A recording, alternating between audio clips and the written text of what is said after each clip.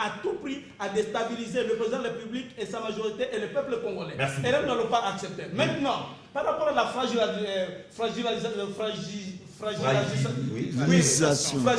justement, là, nous n'avons pas perdu. Je viens d'une réunion d'un point de presse qui a été organisée à l'hôtel du Fleuve par les figures de proue de la majorité présidentielle qui ont été mandatées. Et j'en faisais partie. La majorité présidentielle, c'est pas Merci. C'est pour vous dire tout simplement qu'au moment où je vous parle, ce soir, vous allez suivre sur les différents médias que ces gens ont été désavoués par leur parti respectif. C'est pour montrer qu'ils ont désobéi. Ce sont les gens qui ne méritent pas d'être patriotes. Monsieur Norbert Yambayama, vous qui ne faites pas partie de la famille présidentielle du chef de l'État, à l'UDPS, comment analysez-vous ce qui se passe au sein de la majorité présidentielle? Est-ce que vous vous frottez les mains ou tout simplement vous êtes aussi inquiet? Bon, j'allais dire sans objet, parce que c'est une question qui intéresse une famille politique. Et donc... une famille politique qui gère les pays. Attention, j'allais dire sans objet. Mais parce qu'effectivement, cet exercice impacte la gestion de la République, je suis censé être dans la triste obligation de donner un point de vue. Tout à fait.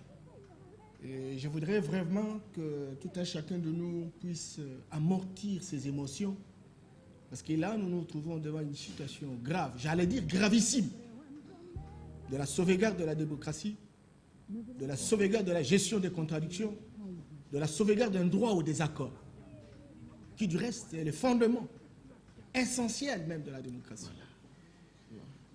Même dans un groupe,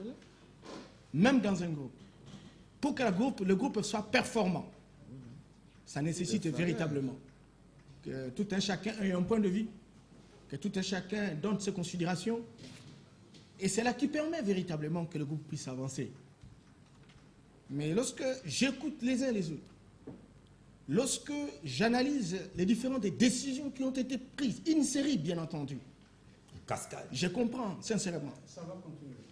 Je comprends sincèrement, pour moi qui s'intéresse des questions de développement et de l'avenir de l'Afrique, que nous avons un problème d'âge culturel. Nous avons un problème de gestion des émotions et nous avons un problème du système que nous utilisons. Le système que nous utilisons, il est importé, la démocratie, qui est un système républicain, qui pousse aux gens, aux uns et aux autres, d'avoir la contradiction pour générer véritablement des voies de sortie. Et donc, lorsque je parle de l'âge culturel, je me dis, si c'est cette démocratie qui a fait preuve, n'est-ce pas, dans certaines sociétés, et si cette démocratie pouvait donner la possibilité à la somme d'intelligence de donner un sens de direction, pourquoi ça poserait un problème aujourd'hui? Pourquoi ça doit faire l'objet de diabolisation? Mieux, de diffamation. Regardez, et j'ai beaucoup aimé quand le chef de travaux disait, quel est le contenu de cette lettre? Il me semble que c'est la 3e. Et la première lettre, Sonendala. Deuxième lettre, Sonendala. Mais ce sont des Congolais. Il y a ce qu'on appelle un pacte républicain. Le pacte républicain, ce sont des valeurs essentielles qui doivent régenter la nation.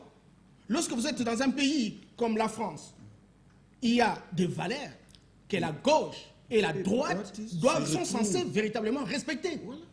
Et si lorsqu'on se trouve devant ces valeurs et qu'il y a tentative de violation de ces valeurs, il faut que les hommes et les femmes, ce sont des traites, je m'explique beaucoup, s'élèvent pour mettre fin à cette immobile.